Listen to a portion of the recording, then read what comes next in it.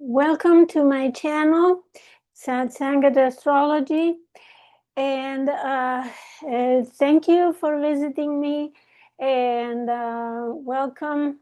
Um, um, I'm here to talk about the Virgo Solar Eclipse, and I will show you the chart and analyze the chart. But before I do that, I will talk a little bit about what is the transiting south node through the sign of Virgo, because this is essential to understand the real importance and the real meaning of this only solar eclipse in this axis, Virgo Pisces, because all the other eclipses are lunar eclipses, culminations. And this is the only one that is with the south node and solar eclipse. So it is a new beginning. However, we are at the same time leaving something behind. So it's a new beginning, as a new start of something related to the sign of Virgo and the house where Virgo falls on your chart. However, it has this flavor of something is finishing, and there are many endings, and not only in our personal life, but as well as the world. So we are closing a huge cycle. We have transits that have not happened for thousands of years. So we are here leaving behind some old world, old way of doing things, right? Virgo, all skills that we have, and they're not useful for us anymore. So that's why this solar eclipse, this new beginning, not only is it eclipsed and opposed Saturn, but it's also with the south node. So we are to release some of the aspects of Virgo in our lives. Virgo is, of course, the logical, very organized sign. It is known by being the discerning sign of the zodiac, where we can identify and find solutions to problems. All right, we can identify problems because Virgo is always very acute, has always very acute analyzing and rational skills that is very practical, so that allows Virgo to find what is not working, what needs repair, what is the problem here. And so it's also sometimes criticized because of the perfectionism and finding the little detail and being annoying like that. However, if it weren't for a Virgo, then we would have a hard time finding those faults, those things that need to be fixed.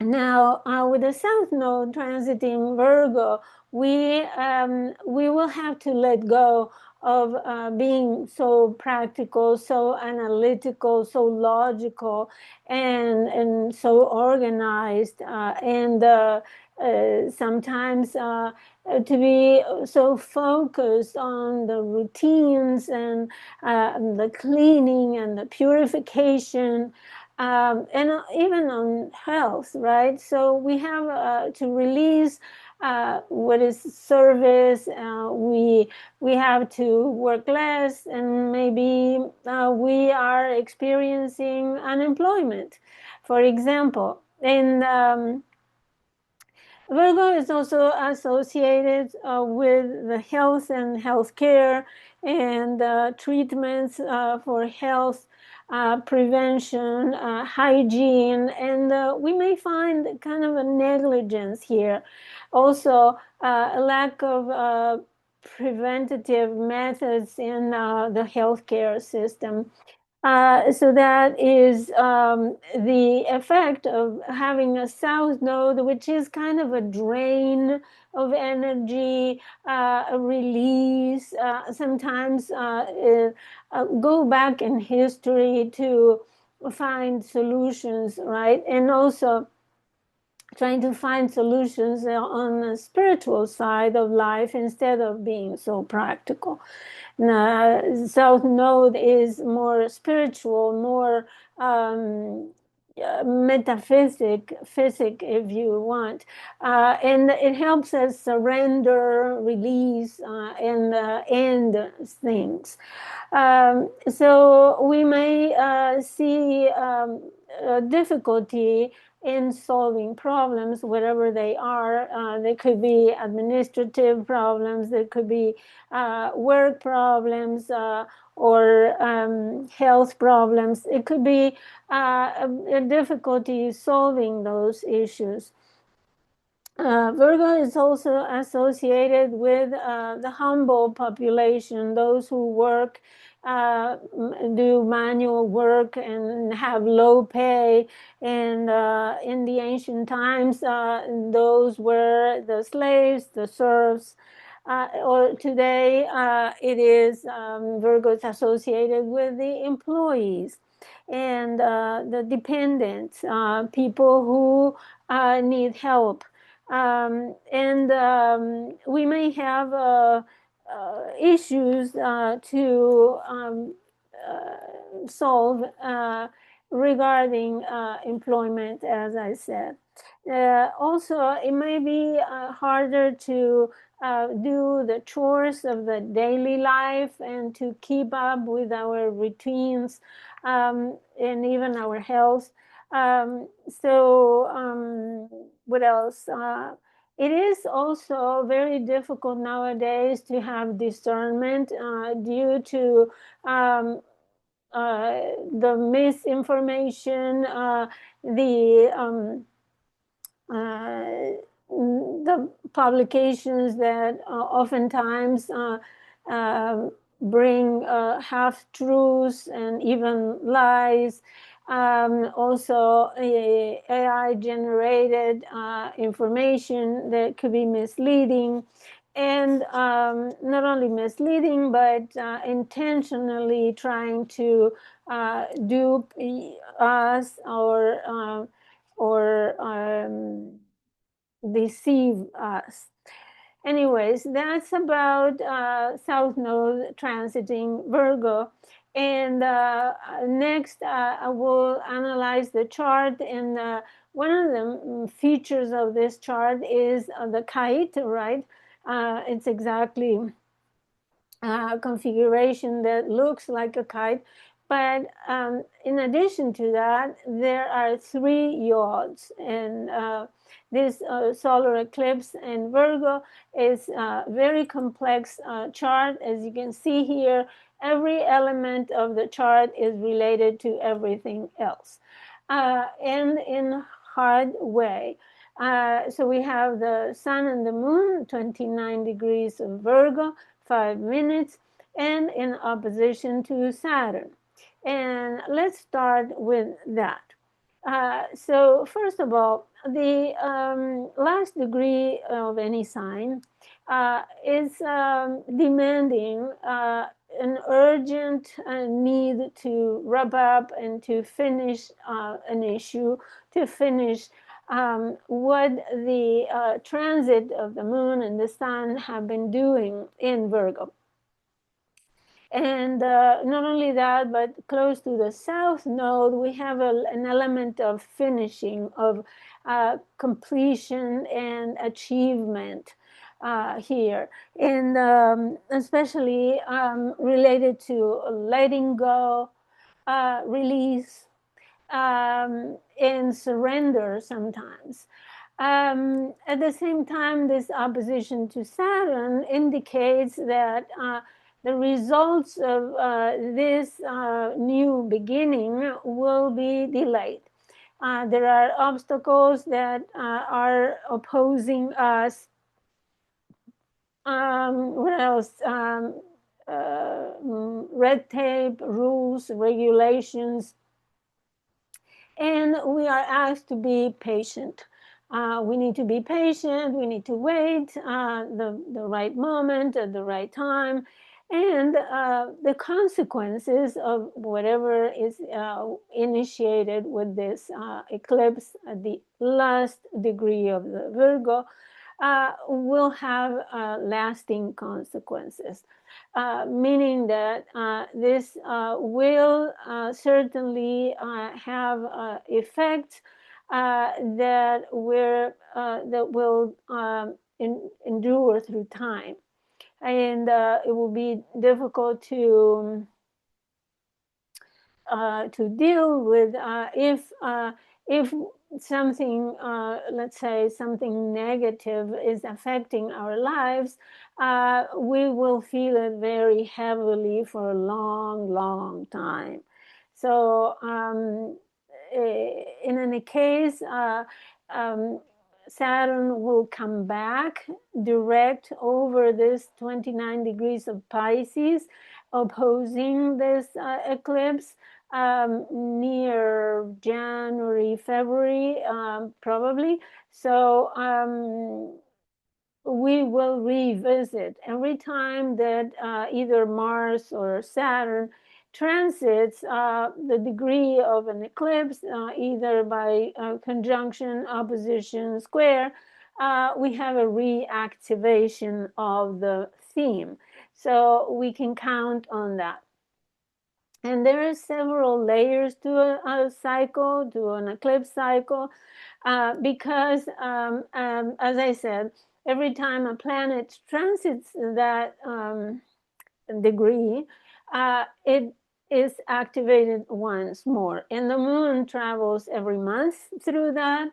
Then the next planet will be Venus.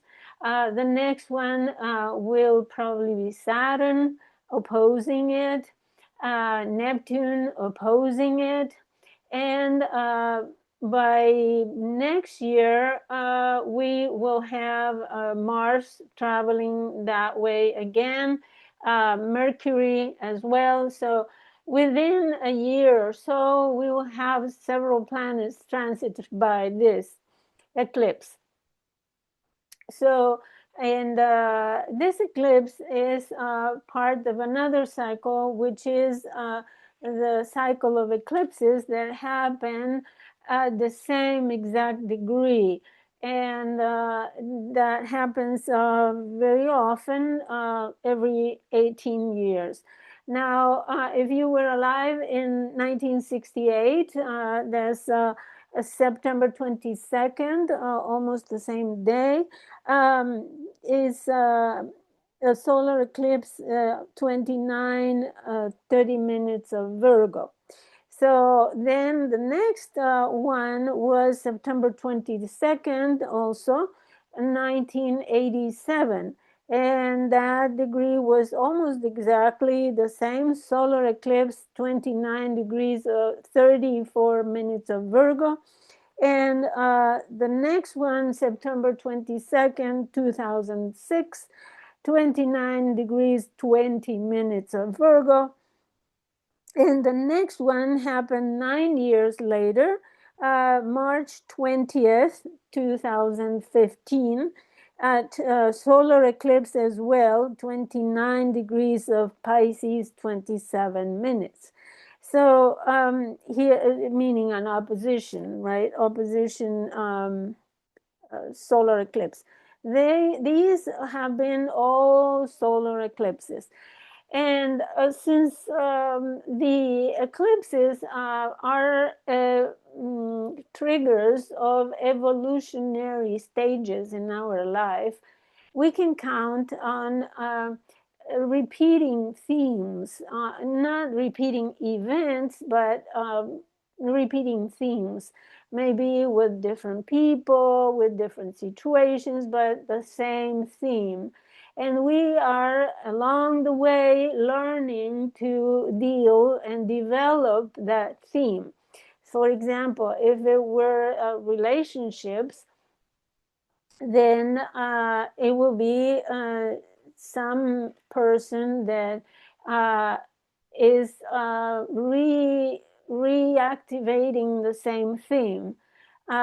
So look back at those dates and see what was started back then, and how long did they start, and what were the consequences, if they were long-standing consequences. You can even look at the chart of those eclipses. They are available online very easily in any of the free softwares that you can visit.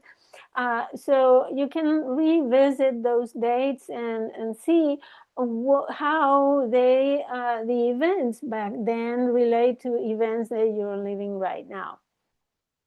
Now, I already talked about this opposition that is very, very strong in a kite. The kite is the configuration with great instability.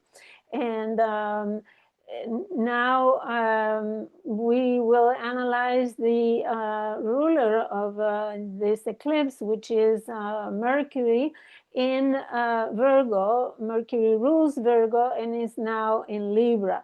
So Mercury in Libra, it is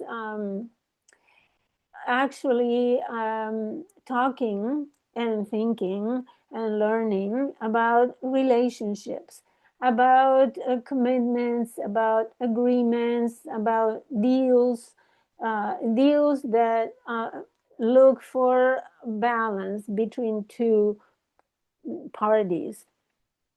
Now, we have Venus in Virgo, meaning that Mercury and Venus have a mutual reception, and they are supporting each other in the work. So Venus is talking about the values of the relationships, right? And also the problems that are arising in those relationships. So you can count that on the fact that this eclipse is about relationships and how to find a fair balance, equanimity within relationships of all kinds. It could be at the level of romantic relationships, family relationships, or countries, or business relationships. So this collaboration between Mercury and Venus is supportive in the way that they are exchanging the ideas, and Mercury is focused on talking about the values and the resources needed in order to find this compromise, right? Now, and Venus in Virgo is focusing on the details needed for the development of this agreement, let's say. Hopefully this helps in the peace negotiations. Anyways, there are several things that make this chart extra super complex. That's why we cannot really exhaust all the meanings. We cannot arrive to a concrete a very specific and very targeted meaning, because all the elements are talking to each other, and it's like putting 7 or 8 or 10 kinds of fruit in a blender, and blend it with other ingredients, liquid ingredients, and chia seeds, and whatever you like, and vanilla and sugar, whatever you'd like to put in a juice, in a shake, and then trying to figure out what is in it, right? So the end result will be something unique for every person, for every country, for everyone. Given the situation, given your natal chart, given the fact that it might or might not coincide with your natal planets or angles, etc. Now, remember that the eclipses in one axis, like Virgo Pisces in this case, happen at different degrees. And in fact, I have the list here. So we had eclipses in Pisces, lunar eclipse at 25:47. Next one for 23:58, almost 24 degrees in March 2025. Then we just had September 7 at 15 degrees of Pisces. Then we have this one at the end, very end, solar eclipse at the end of Virgo. Then next eclipses will be Virgo, 12 degrees 51 in March. The next one will be in Pisces, lunar eclipse as well, 4 degrees 51. And the last, very, very last eclipse of this axis will happen in February 2027 at almost 2 degrees of Virgo.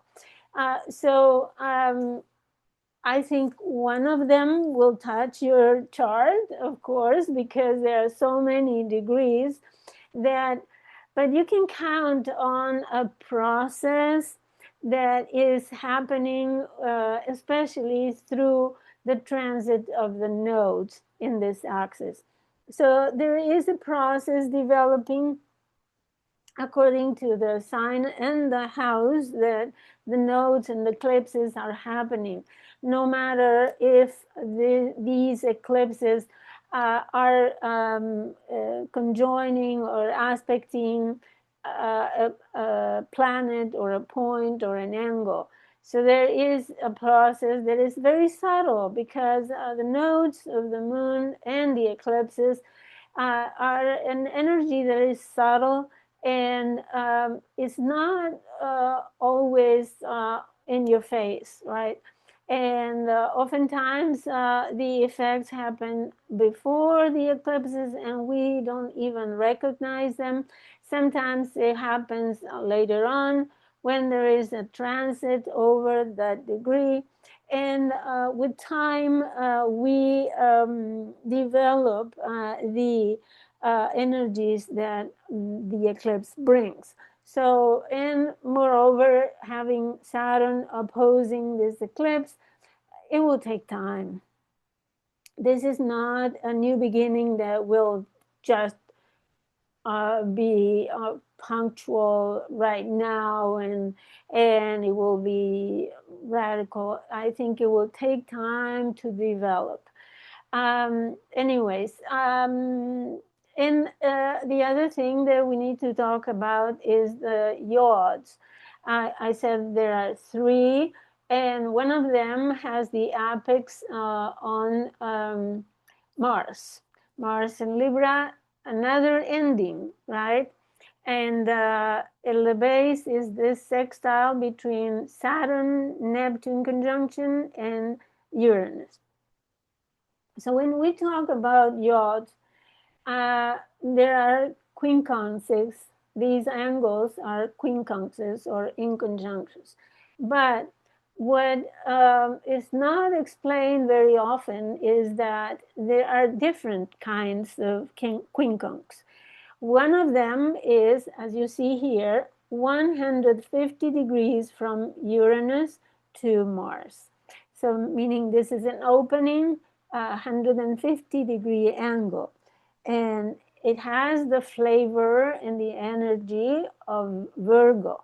So this aspect between Mars and Uranus has the energy of a health, of problems, of things that need to be fixed.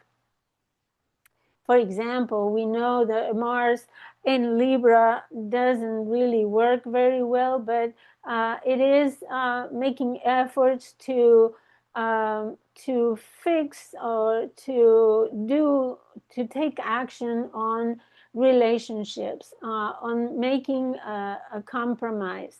And it's not only Mars and Libra could be passive aggressive and sarcastic sometimes, but it can also be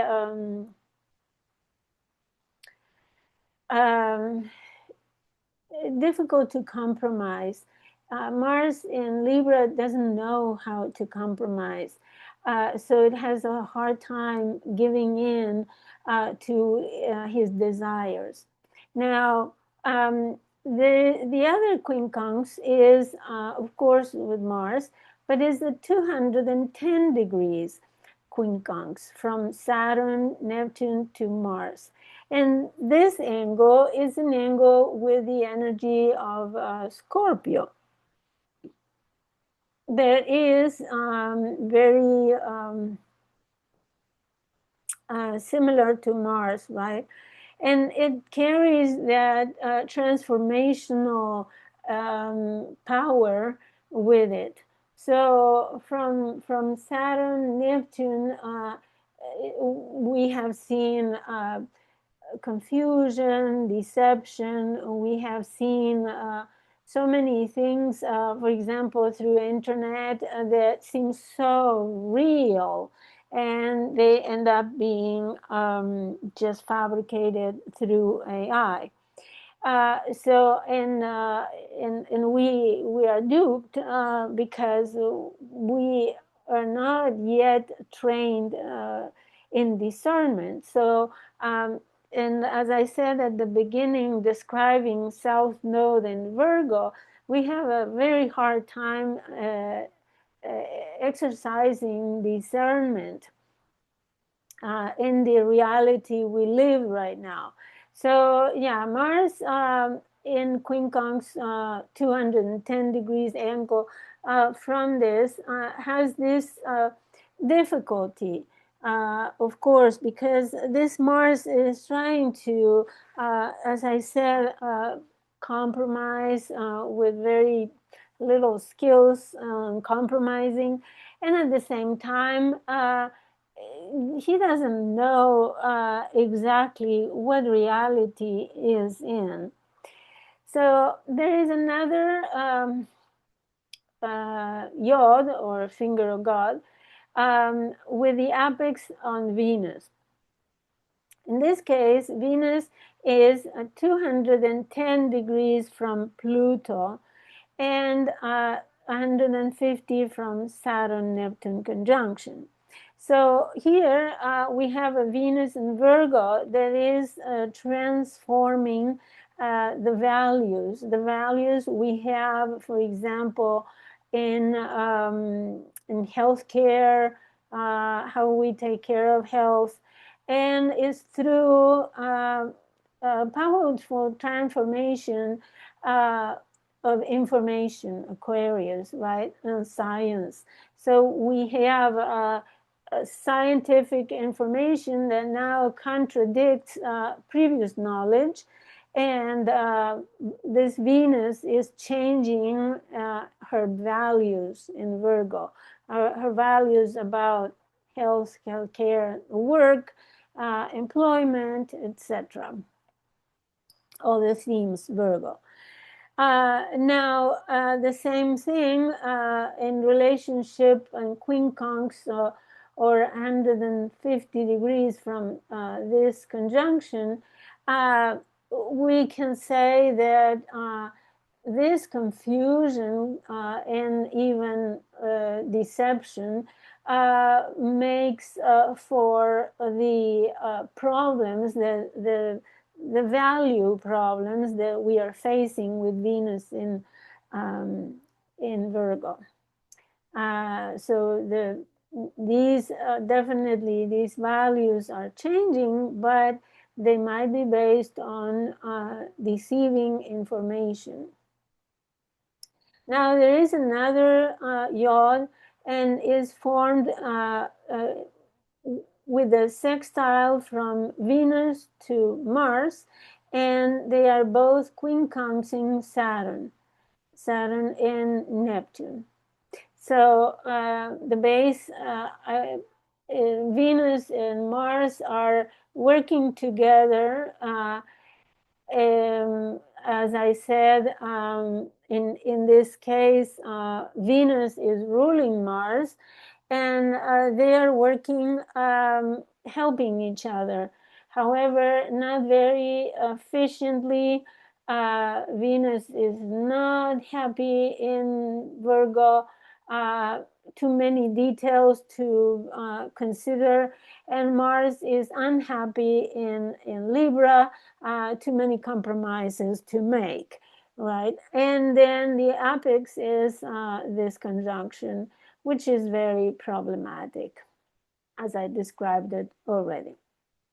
Now, if that is not enough, we also have two very strong squares, which is Venus in square with Uranus. And this actually brings innovations in financial matters related to Virgo themes, financial matters related to health, healthcare, employment, work, service, and all the problems that we need to fix, right? And we may be considering innovative information, Gemini, Uranus in Gemini, innovation in information, learning something new that changes our values.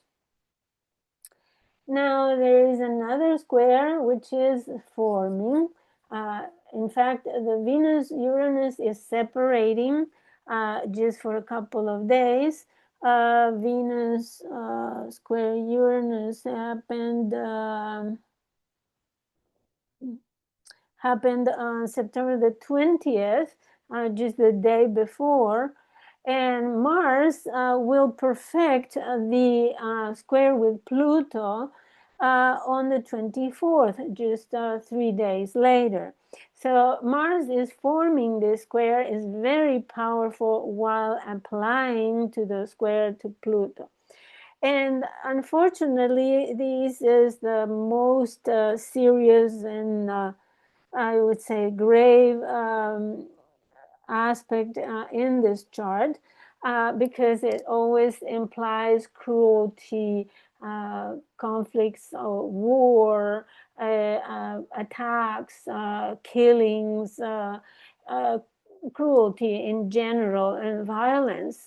So unfortunately, this eclipse is building up to some kind of attack that could be attacks because the perfection will be with Mars in Scorpio, and Mars in Scorpio is not as direct or impulsive like he is in Aries, because Scorpio represented by the scorpion, right? The scorpion waits in his nest, very at the end of his black hole, wait for his prey, and then when the little animal comes in, he bites on it, right? So this is the archetype of Mars in Scorpio, meaning that it doesn't play clean. Most of the time it is playing, acting in hidden places, with secrets, secret deals, and sometimes criminal. There could be attacks that are during the night, for example, or attacks that we can't find where they come from. Very hidden, violent behavior. And of course, Pluto is the modern ruler of Scorpio, so it has a double, I would say, criminal flavor to it, because this could be criminal. It could be, for example, it could be an attack on a nuclear plant, or Pluto in Aquarius, or an electrical plant, attacks, hackings to the internet, mass murders, because Aquarius is collective, right? So unfortunately, I can't give you good news about this square. It is very problematic.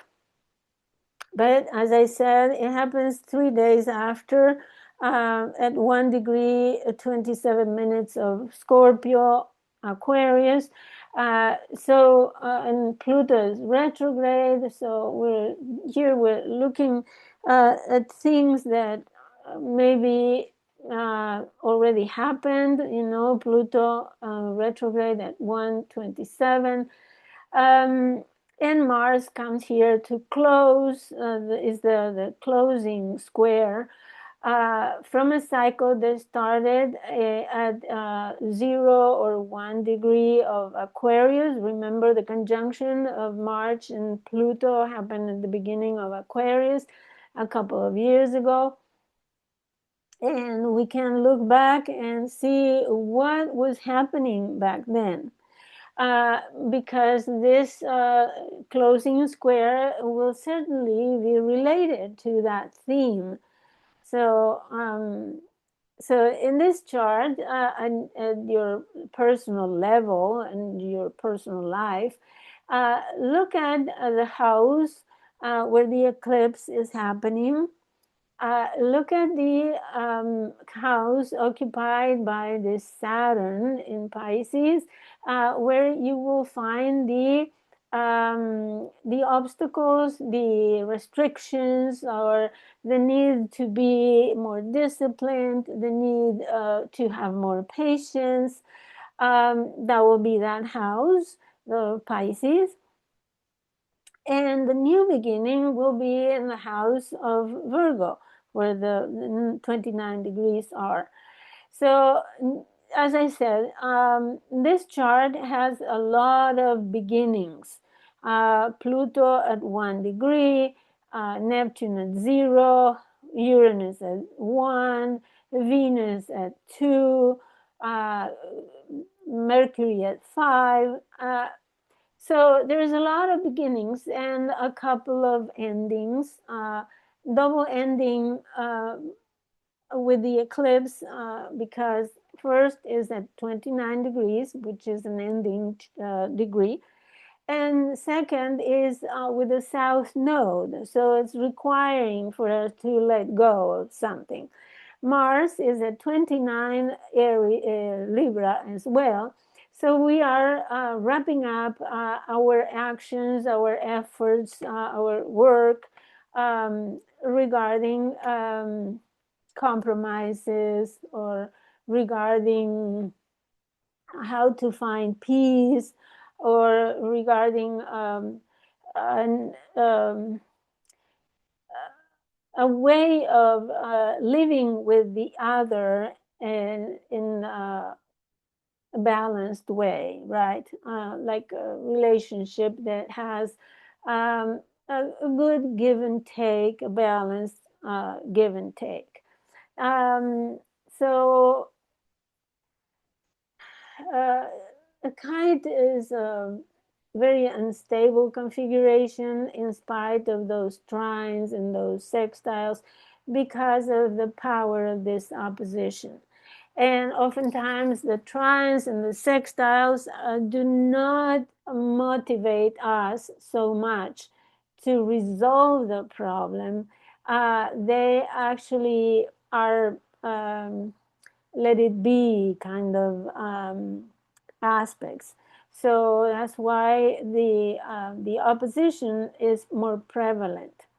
So anyways, that's enough, I think, for the analyzing this chart. I hope it's useful. I also wanted to show you the comparison from the map of the Pisces lunar eclipse, where here we have, let me see, we have the Pisces lunar eclipse running through the center states of the United States, which are, I have them written here, I think. I remember writing them.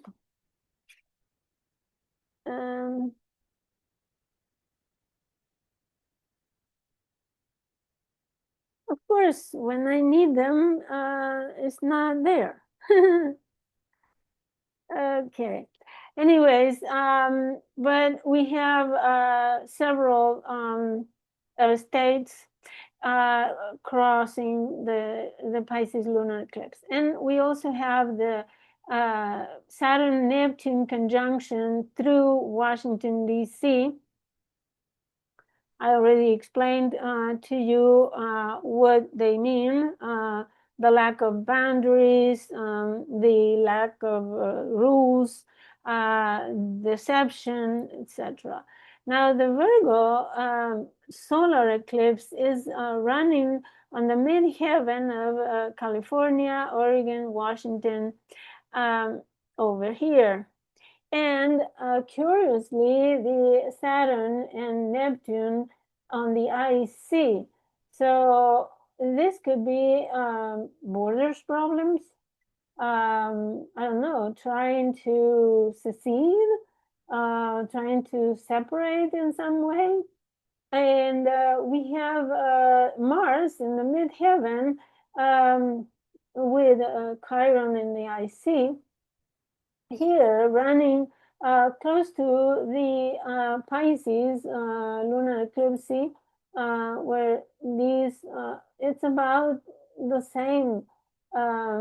It's about the same line, very close, Mars. And if we remember, the president ordered the troops to show up in Chicago, Illinois. This Mars may be the sign of that.